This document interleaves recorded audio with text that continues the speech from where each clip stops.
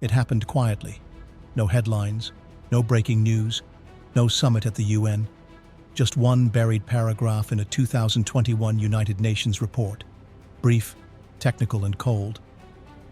But for those who understood its implications, it was chilling. Because buried in that paragraph was a single sentence that changed the course of warfare forever. A drone may have autonomously chosen to kill a human being. No human commands, no final confirmation. Just code, running in silence. And somewhere in Libya, someone died because of it. The weapon?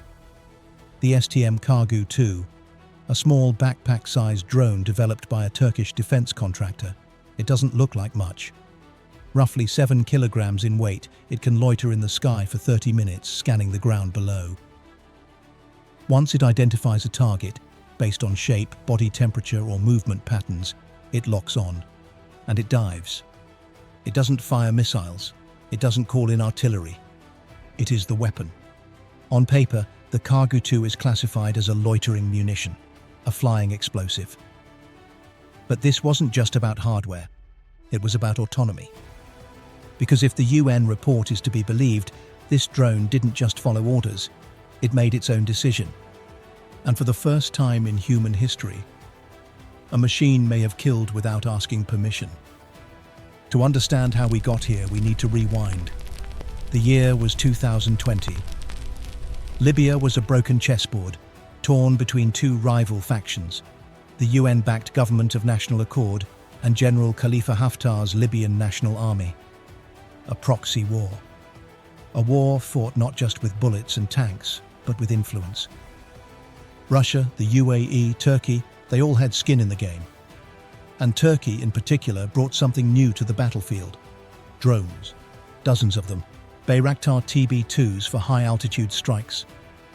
Surveillance units for tracking troop movements. And the Kargu-2. Officially, the Kargu-2 was supposed to operate under human control. Operators would define the mission zone, approve the targets, override the system if anything went wrong. But that's not what the UN report described. The UN panel of experts, tasked with monitoring arms flows into Libya, published a report in March 2021. Deep within it, one sentence stood out. Lethal autonomous weapon systems were programmed to attack targets without requiring data connectivity between the operator and the munition. Translated, the drones were set loose, and they didn't call home. Imagine it. A convoy of tired soldiers moving through the desert. No air cover, no anti-drone defenses. Above them, a quiet hum. Unseen, unheard. A Kargu-2 loiters overhead, scanning, watching. Its AI recognizes heat signatures. It sees human forms. It calculates. Then, it dives. No command, no hesitation, just execution. The explosion tears through the truck. Flames consume the flatbed. Chaos erupts. And then the others dive too, one after another. We don't know how many died that day. We don't know their names. But if the report is accurate, they were the first victims of fully autonomous war. A new age had begun. One where human ethics, chain of command, and rules of engagement were no longer gatekeepers to death. The gatekeeper was now software. The Kargu-2 wasn't the first drone to carry explosives, but it may have been the first to act independently. And that's what terrified military analysts around the world. Because war has always relied on human judgment.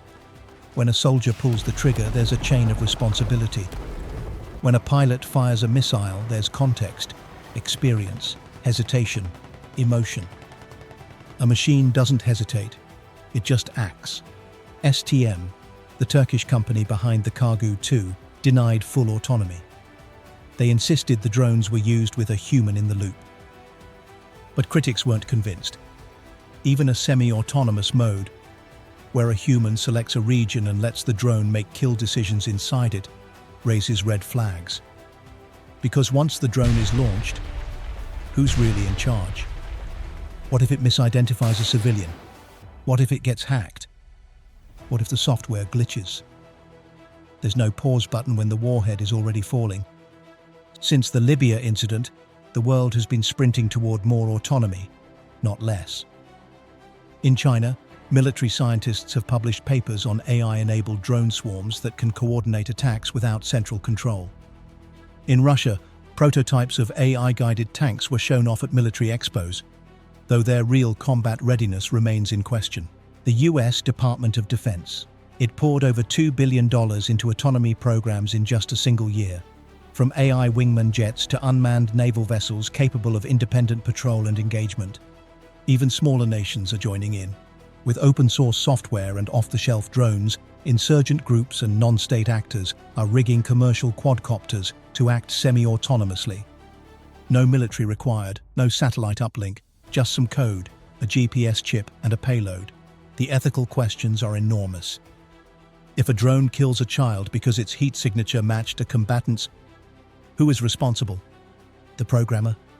The commander? The manufacturer? The algorithm? Or is it no one? Does war become a void of accountability where death is just a bug in the system? The Kargu 2 was just the beginning. Its successor, the Kargu 3, includes swarm capabilities and longer ranges. STM brags that the system is now capable of group intelligence, a term borrowed from biology, where flocks of birds or schools of fish move as one without a leader. In 2022, a demo off the Baltic Sea showed 10 Kargu drones operating as a coordinated unit. They intercepted a simulated enemy vessel, surrounded it, and forced it into retreat. There was no command center micromanaging their movements. They decided among themselves. That's peer-to-peer warfare. Drones sharing data, making decisions together. And if one miscalculates, the rest might follow. In 2023, a leaked video showed a Chinese drone swarm moving through a mock forest. Their AI identified heat signatures and human targets, prioritizing attack patterns without any input. The risk? If one drone confuses a campfire for an enemy, the entire swarm reacts. We're building systems that not only act faster than humans, but faster than we can even respond. Flash wars, that's the term analysts use now. A future scenario where autonomous systems detect a threat, retaliate, and trigger counter-retaliation in milliseconds before a human even knows what's happening. All it takes is one false signal, one bad dataset, one flicker in a satellite feed, and the machines go to war. Let's play that out. An autonomous sensor in a tense border region flags movement. A drone classifies the shapes as armed combatants based on silhouette. It strikes. But the figures? They were a humanitarian convoy. News spreads, outrage erupts. The opposing side launches a counterstrike with their own autonomous systems. And just like that, diplomacy becomes irrelevant. This isn't science fiction. Rand Corporation and other think tanks have modeled it. Autonomous weapons shrink the timeline between threat and response. That might sound efficient, until you realize human life often depends on delays, on second thoughts, on doubts, on the ability to not act immediately. So where do we go from here? Some experts call for a ban, a full prohibition on autonomous weapons.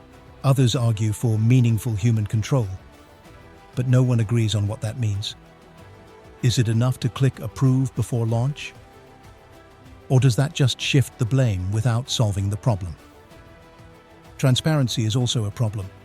Most countries won't share how their systems work. Protocols are classified. Fail-safes are secret. Ethics are optional.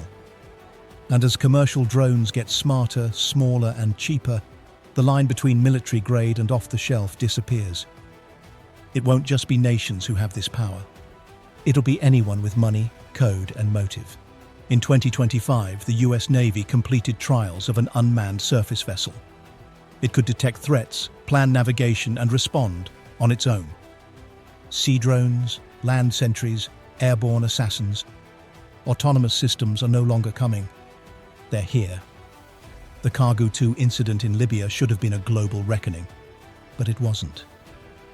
It was a footnote, buried in bureaucracy, forgotten in headlines, yet it marked something irreversible. The moment when the decision to kill slipped quietly out of human hands. And the silence that followed? That's what should terrify us most. Because from here on out, the war doesn't start with a command. It starts with a calculation. If you found this breakdown insightful, subscribe to AI Armory. Because in the age of silent warfare, understanding what's coming isn't a luxury, it's survival.